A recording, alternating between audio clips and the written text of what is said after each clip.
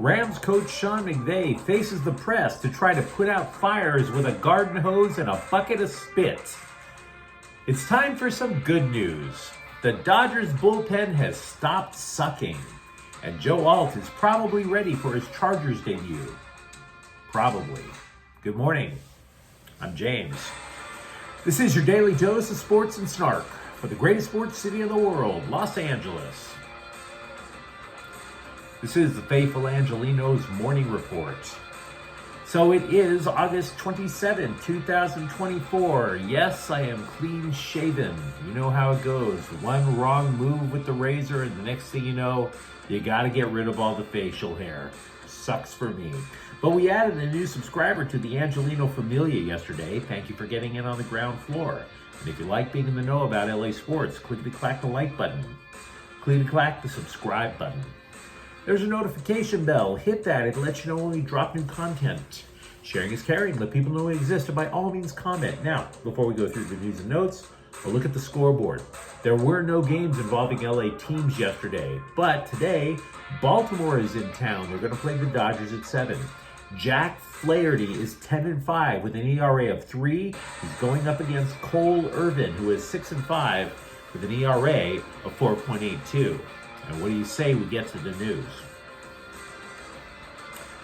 Sean McVay has a hot wife. I think we can all agree on that, right? I bring that up because even if Sean McVay weren't a winning football coach with an immaculate sense of how to use hair product, he'd still get all the women because he'd make a great fireman. Let's be real. Women don't even necessarily know how much firemen make, and they still want to procreate with them. If I had known that then, I wouldn't have been a philosophy major in college, but that's my problem. Monday, McVay met the press to douse one Rams blaze after another. Coach, your backup quarterback abandoned the team last year. Why'd you take him back?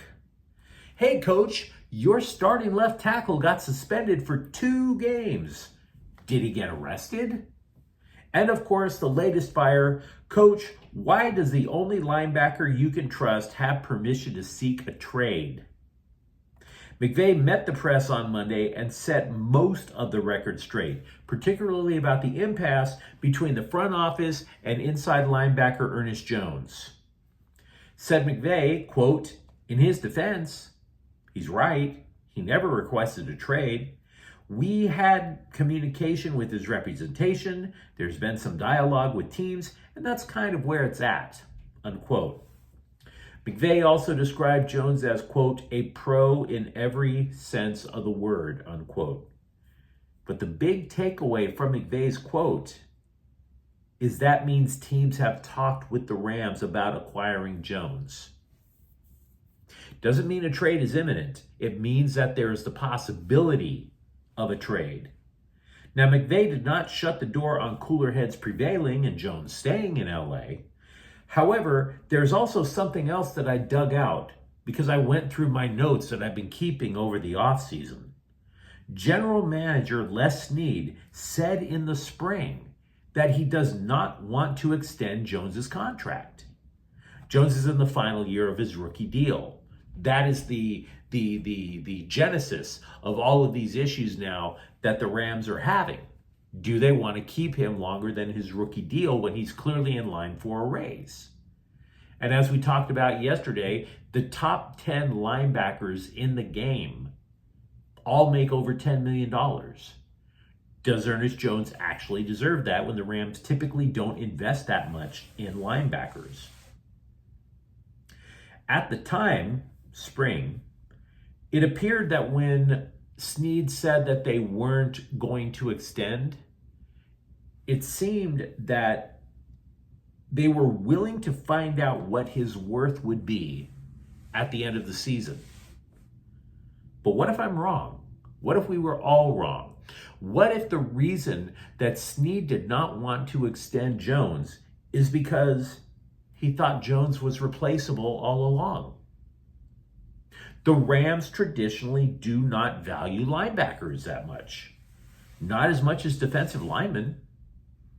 They were willing to move heaven and earth to keep some of their defensive linemen. Now, also yesterday we mentioned that the Rams have really been high on undrafted rookie Omar Speights. Pro Football Focus, or PFF, graded him as the highest rated rookie linebacker of the preseason with a score of 90.6.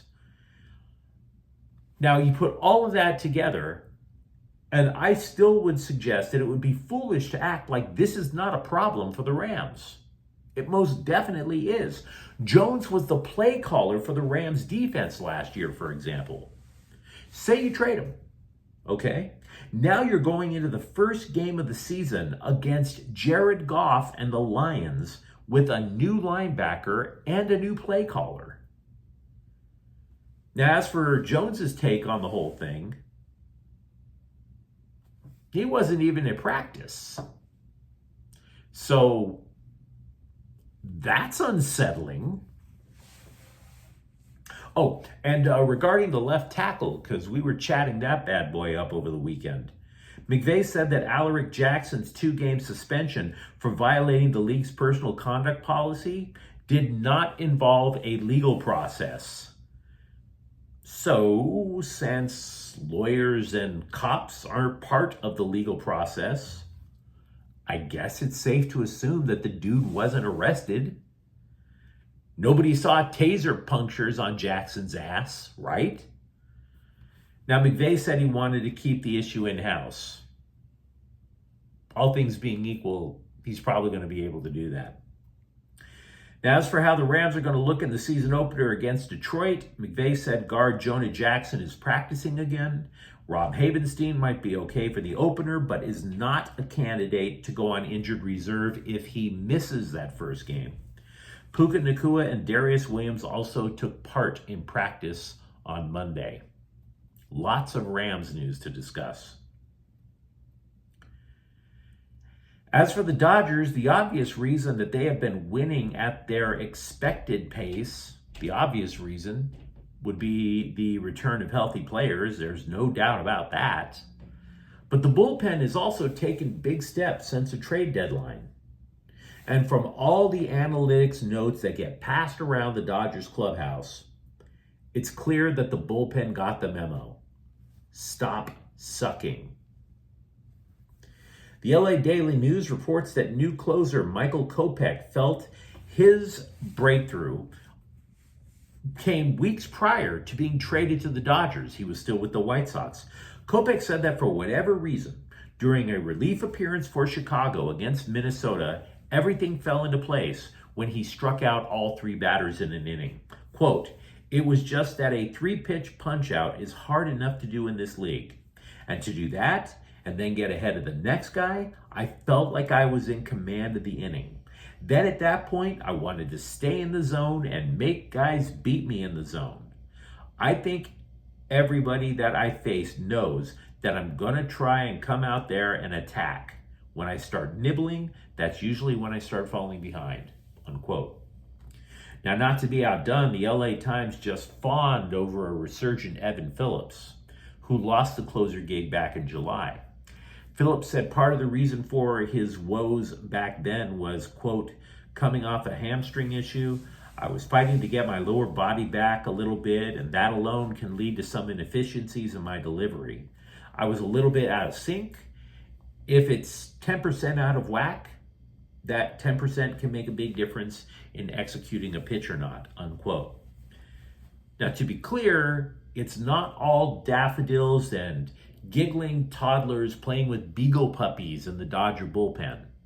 They've allowed the 5th most home runs in Major League Baseball. Other Dodger notes, Jason Hayward cleared waivers. He is now a free agent.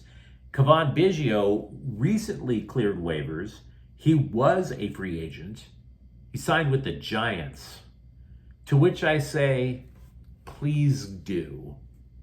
Well done, San Francisco. Is this like your revenge signing or something? Like the Dodgers outworked you for Shohei Ohtani, but now you're going to get the upper hand by stealing away Kevon Biggio? Right? Help yourself, Giants. Enjoy. Enjoy Cavan Biggio. Now that the NFL preseason is finished, CBSSports.com has graded or technically regraded first-round draft picks. It was the type of grading that you would get from a substitute teacher in junior high who plays a movie in class and falls asleep while you lust after your crush in the back of the classroom, or is that just me? Nobody in this regrading got worse than a B-. So take this with a grain of salt. The Chargers' Joe Alt, their new right tackle, graded out at B+. Not perfect, but he played better as the preseason went on, particularly in pass protection. Okay. Meanwhile, if you're wondering how the Rams' Jared Verse did, he did not get a grade because he didn't play.